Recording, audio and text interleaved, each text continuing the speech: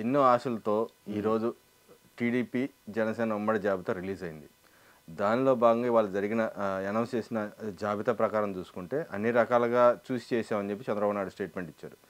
దాంతోపాటుగా ఇన్నాళ్ళు ఉద్యమం చేస్తూ వచ్చిన నాయకులు కొంతమంది ప్రయారిటీ ఇచ్చారు. కొంతమంది దానిలో మీరు కూడా ఉన్నారు, ఆ జాబితాలో మీరు కూడా ఉన్నారు. నందిగా మీరు ఆశించినట్టు గుర్తు. ఆ ప్రయారిటీ మీకు వచ్చిందా రాలేదా? మీ ప్రయారిటీ మీకు ఇచ్చారా లేదా అనేది ఒకటి. జాబితాలో సామాజిక పరంగా ఏమైనా న్యాయం జరిగిందని అనుకుంటున్నారా? ఎలా ఉంది జాబితా మీద మీ విశ్లేషణ చెప్పండి. ధన్యవాదాలు. ఆంధ్రప్రదేశ్లో చాలా ఆలస్యమైన 40 రోజులు 30 రోజులు ఎన్నికల ప్రక్రియ నేపథ్యంలో ప్రధానమైన ప్రతిపక్ష పార్టీలు తెలుగుదేశం జనసేన పార్టీలు ఈ రోజున ఉమ్మడి జాబితాగా ప్రకటించింది. దాదాపుగా నాకు తెలిసి తెలుగుదేశం పార్టీ 94 అసెంబ్లీ స్థానాలని, జనసేన మరో 5 అసెంబ్లీ స్థానాలని చంద్రబాబు నాయుడు గారు, పవన్ కళ్యాణ్ గారి ఆధ్వర్యంలోనే అమరావతి నుంచి అనౌన్స్మెంట్ చేశారు. ఈ జాబితా మీద కూడా ఆంధ్ర రాష్ట్రం అంతటా ఆయా సామాజిక వర్గాలు, పాత కొత్త కలయికలు, పాత వాళ్ళు, టికెట్లు ఆశించిన వాళ్ళు, భంగపడ్డ వాళ్ళు, టికెట్లు రాని వాళ్ళు తర్జన భర్జన పడుతున్న విషయం తెలిసిందే.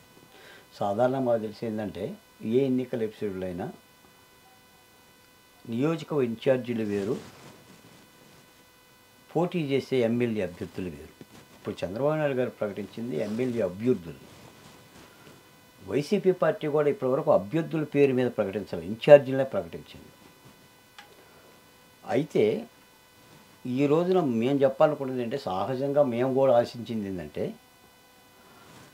ఈ 4 సంవత్సరాల కాలంలో వైసీపీ పరిపాలన మీద దాని దుర్మార్గాల మీద కానీ, అది అమరావతి కానీ, లేదా దళితుల మీద అట్రాసిటీస్ కానీ, లేదా మానభంగాల మీద కానీ, హత్యల మీద కానీ, అభివృద్ధి మీద కానీ గొంతెత్తి మాట్లాడిన ఉద్యమ స్వరాలకు కూడా ఈ ఉమ్మడి మేనిఫెస్టోలో, ఉమ్మడి జాబితాలో, లేదా తెలుగుదేశం పార్టీ ప్రధానంగా దాని జాబితాలో అవకాశం ఉంటుంది అని చెప్పేసి కూడా మేము ఆశించిన మాట యథార్థమే. ఎందుకంటే సాధారణంగా ఏంటంటే, ఇప్పుడు వడ్డించేవాడు మన వాడైనప్పుడు ఆ వడ్డంలో మనం ఎక్కడ కూర్చున్నా కూడా ఆ ఇస్తరులో రావాల్సిన పలహారాలు అద్భుతంగా ఉంటాయి అని అంటారు. నేను ఇందాక కూడా ఒక మాట విన్నా, గోరంట్ల బుచ్చే చౌదరి గారు. ఆయన నిర్మోహమాటంగా చెప్తున్నాడు, నేను ఒక దగ్గరికి వెళ్ళి చేతులు చాచి టికెట్ కోసం ఆశించే వ్యక్తిని కాదు, అలాంటి ఆశించే పరిస్థితి వస్తే నేను దానికి చాలా భిన్నంగా ఉంటాను, నాకు అక్కర్లేదు అన్న పద్ధతిలో పెద్ద ఆయన మాట్లాడుతున్నాడు. ఈ రోజున ఏంటంటే, మీరు అన్న మాటకి కృష్ణా జిల్లాలో ఒక 3 ఎస్సీ రిజర్వ్ నియోజకవర్గాలు ఉన్నాయి. అది పామర్రు కానీ, తిరుగూరు కానీ, నందిగామ కానీ. ఈ 3 అసెంబ్లీ నియోజకవర్గాలను కూడా 4 దఫాలుగా తెలుగుదేశం పార్టీ ఒక సామాజిక వర్గానికి ఇస్తుంది, ఎస్సీల్లో ఉన్న ఒక సామాజిక వర్గానికి. చైతన్యవంతమైన కృష్ణా జిల్లాలో ఎస్సీల్లో ఉన్న 2వ సామాజిక వర్గానికి, అంటే మాల సామాజిక వర్గానికి కూడా 2:1 చొప్పున ఒక సీట్ని కేటాయిస్తుందని చెప్పేసి ఆ పార్టీ వాళ్ళు కూడా అన్నారు. ఆ పార్టీ వాళ్ళు కూడా భావించారు. రాష్ట్ర వ్యాప్తంగా కూడా కృష్ణా జిల్లా నుంచి ఆ డిమాండ్ కూడా ఉంది. అలా జరుగుతుందని చెప్పేసి మేమేం ఆశించాము. సరే, ఇప్పుడున్న జాబితా ప్రకారంగా ఏంటంటే 3 అసెంబ్లీ స్థానాల్లో కూడా మళ్ళీ ఒకే సామాజిక వర్గాన్ని ప్రకటించిన మాట యథార్థం. మేమేంటంటే, ఇప్పుడు సాధారణంగా ఎమ్మెల్యే సీట్లు అని అంటే కొంతమంది అధికారాన్ని ఆస్వాదించడానికో, లేదా ధనాన్ని ఆస్వాదించడానికో వివిధ పరిస్థితుల్లో ఎమ్మెల్యే సీట్లుగా వస్తారు. ఎందుకంటే ఇప్పుడు ఒక రాజకీయాలను ఈరోజు కూడా మనం ఏంటి కొలత వేసేసి ఇది నిక్కచ్చిగా నిజాయితీగా ఇది ఉండాలి ఉంటాయి అని చెప్పేసి మాలాంటి వాళ్ళు చెప్పినా కూడా అవతల వినే వాళ్ళ పరిస్థితి కూడా లేదు. కాకపోతే మేమేంటంటే, ఆంధ్రప్రదేశ్లో వైసీపీ పరిపాలనలో చాలా దుర్మార్గాలు జరిగినాయి, హత్యలు జరిగినాయి, అత్యాచారాలు జరిగినాయి. అభాగ్యులు ఎంతోమంది కూడా ఇప్పటికీ కాగితాలు పట్టుకొని నా భార్యను చంపారు, నా బిడ్డను కొట్టారు, పోలీస్ స్టేషన్లో కేసులు పెట్టారు, మేము కోర్టులు తిరుగుతున్నాం, అమరావతి మీద ఇంతమంది మీద కేసులు పెట్టారు, ఎస్సీల మీద ఎస్సీ అట్రాసిటీ కేసులు పెట్టి బేడీలు వేసి బస్సుల్లో తిప్పారని ఇటువంటి రోజుల మధ్య మేము ఉద్యమాలు చేస్తున్న వాళ్ళం. కాబట్టి ఈ ఉద్యమాల నుంచి వచ్చిన వాళ్ళకి, మాలాంటి వాళ్ళకు, మాకులాగా మాట్లాడుతున్న వాళ్ళకు కూడా చట్టసభలో ఏమైనా ప్రక్రియలో అవకాశం ఉంటే ఆ గొంతుకు నిలిపించడానికి ఆ సామాజిక కులాలకి, ముఖ్యంగా దళిత సామాజిక వర్గానికి మేలు చేయడానికి బాగుంటుందని ఆశపడ్డాం, ఆశిస్తున్నాం. కాకపోతే ఏంటంటే, మేము ఆ బరిలో ఇప్పటికీ కూడా మేము ఉంటూనే ఉంటాం. ఎందుకంటే నందిగామకి ఎమ్మెల్యే సీటు కోసం మేము బరిలో ఉండి తీరుతాం. అది ప్రతిపక్ష పార్టీ ఇస్తుందా అని కాదు కానీ, ఇచ్చినా వాళ్ళు చూసినా చూడకపోయినా ఇది రాజ్యాంగ ప్రక్రియలో భాగం. ఆత్మగౌరవాన్ని కాపాడుకోవడం కోసం వచ్చిన కొన్ని పోరాటాలు చేయాల్సిందే. అధికార పార్టీ మీద ఎలా అయితే మనం తెగించి పోరాడామో, అలాగే చట్టసభల ప్రక్రియలో కూడా గౌరవప్రదంగా ఉండే విధంగా ఆయా రాజకీయ పార్టీలు ఉన్న రాజకీయ పార్టీలతో కలిసి మాట్లాడి సరే ఏదైనా ఒక నిర్ణయం తీసుకోవాల్సిన పరిస్థితికి అయితే వస్తుంది. ఏదేమైనా కూడా ఏంటంటే, ఇప్పుడు నేను చాలా యూట్యూబ్లోనూ మీడియాలో కూడా చూసా. తెలుగుదేశం పార్టీ అని ఉమ్మడి జాబితా మీరు చెప్పిన ప్రకారంగా వాళ్ళు వాళ్ళ బాధ్యత ప్రకారంగా వాళ్ళ పార్టీ శ్రేణుల ప్రకారంగా వాళ్ళు పెట్టుకున్న కొలమానాల ప్రకారంగా సీట్లు అయితే వాళ్ళు అయితే అనౌన్స్మెంట్ చేశారు. దాదాపుగా నాకు తెలిసి ఇందులో కూడా 90% మంది పాత కాపులే ఉన్నారు. ఇందులో అయితే పెద్ద కొత్తదనం ఏమి లేదు. సరే రెండవ జాబితాలో కొత్తదనం ఉంటుందేమో మనకు తెలియదు. ఏదైనా 30-40 రోజుల్లో ఎన్నికల ప్రక్రియలో ఉంది కాబట్టి మరి ఈ ప్రక్రియ ఎలా ఉంటుందో చూడాలి. మేము ఒక మాట చెప్తున్నాం, ఎన్నికల బరిలో నిలబడే అభ్యర్థులు ప్రకటించడం వేరు, ఆ అభ్యర్థులు గెలుపు గుర్రాలుగా రాణించడం వేరు.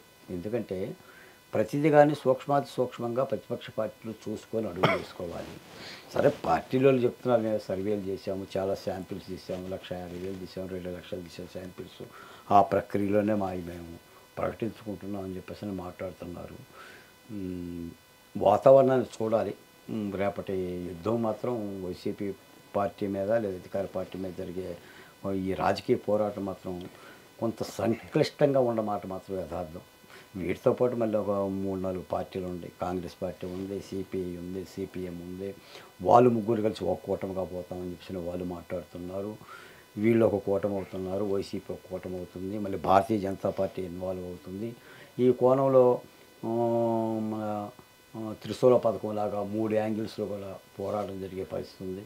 మరి ఈ పరిస్థితుల్లో ఏదైతే ప్రభుత్వ వ్యతిరేక ఓటు చేలకూడదో ఆ ఓటు సక్రమంగా ప్రజాస్వామికంగా ప్రతిపక్ష పార్టీలకు అందాలనుకుంటున్నా ఆ ఓటు ఎలాంటి పరిస్థితి దారి చేస్తుంది అనేది కొంత సంక్లిష్టంగా ఉన్న మాట్లాడదాం. రాజకీయ విశ్లేషకులందరూ కూడా ఈ మధ్య ఇదే మాట్లాడుతున్నారు.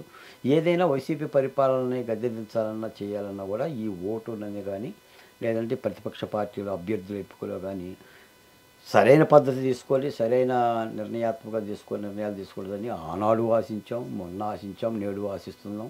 అధినేత పార్టీలో ఆలోచించాలి. మా వరకు వచ్చేసి ఏంటంటే ఆంధ్రప్రదేశ్లో అత్యంత సంఖ్య కలిగిన దళిత కులాలు, ముఖ్యంగా ఎస్సీ కులాల్లో సమతుల్యత ఉండాలి. ఎందుకంటే ఒక కులాన్ని దగ్గరికి తీసుకుంటున్నామంటే ఒక కులం దూరం అవుతుంది. ఏ కులానికి ఆ కులం ఆత్మగౌరవం ఉంటుంది, ఏ కులానికి ఆ కులము అభివృద్ధిని కోరుకుంటుంది. అన్ని కులాలనే సమభాగంగా చూసుకొని నడిపించగలిగే పరిస్థితి పార్టీల యొక్క అధినేతలకు ఉండాలి, ఆ అధ్యక్షులకు ఉండాలి, నడిపిస్తున్న వాళ్ళకు ఉండాలి. ఆ దిశగా సవ్యమైన దిశలోనే పొరపాట్లు జరగకుండా చూసుకోవాలనేది మా భావన. పొరపాట్లు కనుక రాజకీయాల్లో కానీ ప్రజాస్వామ్య ప్రక్రియలో జరిగితే మళ్ళీ రెంటికి చెడ్డ రేవడిలాగా అధికార పార్టీకి ఒక అవకాశం ఇచ్చిన వాళ్ళం అవుతాం. ఇప్పుడు కూడా అధికార పార్టీ చాలా కాసుకొని కూర్చుంటుంది. ప్రతిపక్ష పార్టీలు ఏం తప్పులు చేస్తే ఆ తప్పులు మనం వాడుకుందామని. తప్పులు చేయకపోయినా కూడా వాడుకుంటున్న అధికార పార్టీ ఇంకా తప్పులు చేస్తే ఏ విధంగా వాడుకుంటుందో కూడా చూడాలి. ఏదైనా సరే ఈ జాబితాల విషయంలో కానీ రేపటి జాబితా కానీ ఉన్న జాబితాలో కానీ ఖచ్చితంగా మేము ఉద్యమాల తరపున తెలుగుదేశం పార్టీకి చంద్రబాబు నాయుడు గారు కానీ జనసేన పవన్ కళ్యాణ్ గారు మేము చెప్పేది ఏంటంటే, ఉద్యమ భాగస్వామ్యం కలిగిన వ్యక్తులకి, నాయకులకి, ప్రతినిధులకి ఈ చట్టసభల ప్రక్రియలో ఆహ్వానిస్తే అవకాశం ఇస్తే రాష్ట్ర వ్యాప్తంగా ప్రజాదీవెనలు ఉంటాయి. ఈ కులాల యొక్క సమతుల్యతని, ఈ ఉద్యమాల యొక్క సమతుల్యతను పాటించాలనేది మా భావన. దాన్నే తెలియజేస్తుంది.